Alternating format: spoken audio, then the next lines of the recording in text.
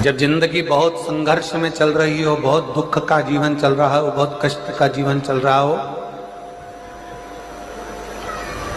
बहुत कष्टमय जीवन चल रहा हो, तब शमी के 5 पत्ते, शमी के 5 पत्ते एक दुर्वा के साथ एक अक्षत चावल का एक दाना, वो भी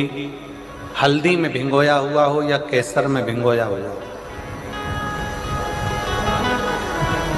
शमी पत्र 5, एक दुर्वा, एक चावल का दाना,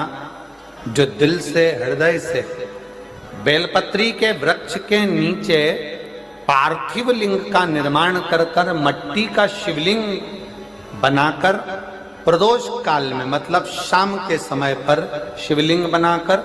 उस पे जल चढ़ाकर, जो ये 5 शमी का पत्र, एक दुर्वा और एक चावल का दाना, अपनी कामना कर कर, जो दुख चल रहा है बाबा से विनय कर कर एक एक पत्ता जब समर्पित कर दे, फिर एक दुर्वा समर्पित कर दे, फिर एक चावल का दाना समर्पित कर दे और बाबा का वहीं पर पुनः विसर्जन कर दे, 3 महीना तो जाने दो, 15 दिन के अंदर वो दुख कटता जरूर है, चाहे कोई भी दुख, किसी भी तरह का दुख क्यों हो। एक बेलपत्र के वृक्ष की परिक्रमा करने वाले को हजारों अश्वमेध यज्ञ का फल प्राप्त हो जाता है, हजारों अश्वमेध यज्ञ का फल प्राप्त हो जाता है। उसी तरह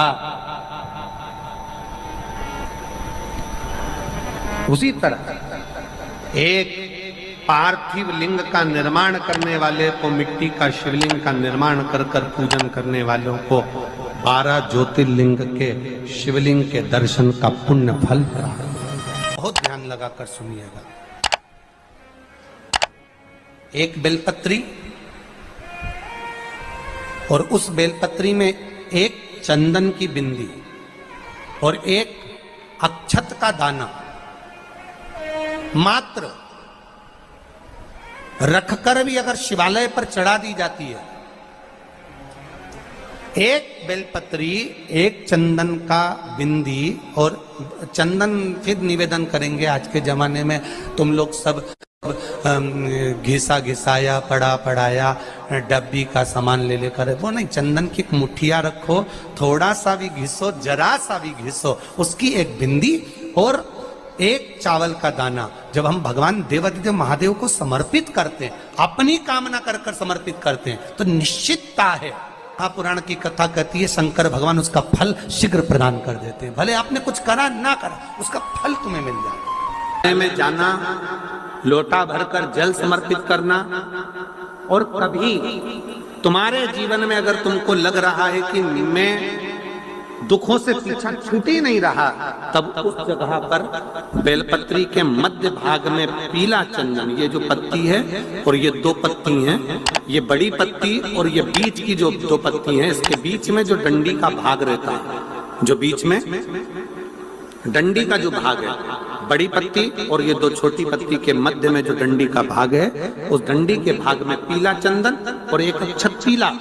शंकर भगवान को आप अगर प्रदोष काल में समर्पित कर रहे हैं, तो ये निश्चित है कि धीरे धीरे कर कर वो दुख समाप्त होगा, वो दुख कटेगा ही। प्रगट वर्णन किया गया शंकर भगवान की आराधना में, शिव की आराधना में, जब तुम्हें लगता है कि तुम्हारा व्यापार नहीं चल रहा, कोई तुम्हें धोखा दे रहा है, लक्ष्मी नहीं आ रही, बहुत चिंता में पड़े हुए हो, बहुत टेंशन में जिंदगी चल रही है, बहुत बीमारियां तुमको घेर ली है और चारों तरफ अंधेरा ही अंधेरा नजर आ रहा है, तुमने विचार करा अब मैं तो मर जाऊं तो अच्छा, मैं सुसाइड कर लूं तो अच्छा, मैं मर जाऊं तो अच्छा, तो मरने से पहले एक काम कर कर देखना, शंकर भगवान की आराधना कर कर देखना, शिव पर एक लोटा जल चढ़ा कर देखना, और ज्यादा चिंता, ज्यादा टेंशन हो तो बेलपत्री के जड़ को घिसकर उसका चंदन बनाकर शंकर को लेपन कर कर उसकी भी आराधना कर कर देखना कि बेल चंदन का फल क्या। बेलपत्र, एक बेल, ये कोई साधारण नहीं, एक बेलपत्र एक बेल, ये कोई साधारण नहीं, एक बेल। इसकी नीचे की डंडी से लेकर ये दो पत्तियां जहां लगी हैं और दो पत्ती से लेकर ये बीच की जो पत्ती है उसमें जो गैप है, उसमें जो जगह है, दिख रही है आपको? ये दो पत्ती से लेकर बीच की पत्ती के बीच में जो जगह खाली रहती है, 33 कोटि देवी देवताओं विराजमान रहते हैं इस बीच की जगह में। जब शिव जी को चढ़ाया जाता है तब इस पत्ती के बीच की जगह शंकर के शिवलिंग पर रखा जाता है, तो शिव जी इतने प्रसन्न होते हैं कि मेरी स्तुति करने के लिए ये भक्त 33 कोटि देवताओं को लेकर आया है, मेरी स्तुति करने के लिए। लोग चावल लाए, लोग अंबारियां लाए, धन लाए, दौलत लाए, संपदा लाए, पर एक शंकर का भक्त ऐसा होता है जो एक बेलपत्री के रूप में 33 कोटि देवताओं को, 64 योगिनियों को, आदि शक्तियों को शंकर को समर्पित करता है। कितना सुंदर संवाद है, कितना सुंदर बात कही कि भूल से भी किसी तीर्थ में नहीं गए, कहीं हमने गौदान नहीं करा, कहीं हम किसी तीर्थ में नहीं गए, हमने कहीं गौदान नहीं करा, हमने कहीं ब्राह्मण भोजन नहीं कराया, हम कहीं गंगा यमुना कावेरी सरस्वती नर्मदा छिपरा पुण्यवान नदी में हम स्नान नहीं कर पाए। शिव महापुराण की कथा कहती है भूलवश भी अगर पिपलेश्वर या बटकेश्वर किसी शिवालय पर भूल से भी अगर एक लोटा जल चढ़ जाता है तो देव अधिदेव महादेव सारे तीर्थों का फल अपने आप प्रदान कर देते हैं। भूल से भी चढ़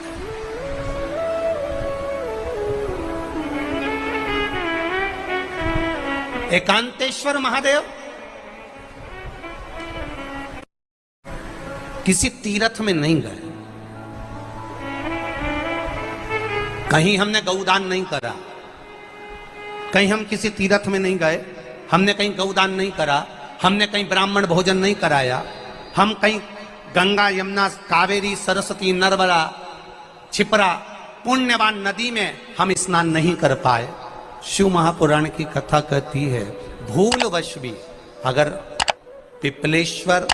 या बटकेश्वर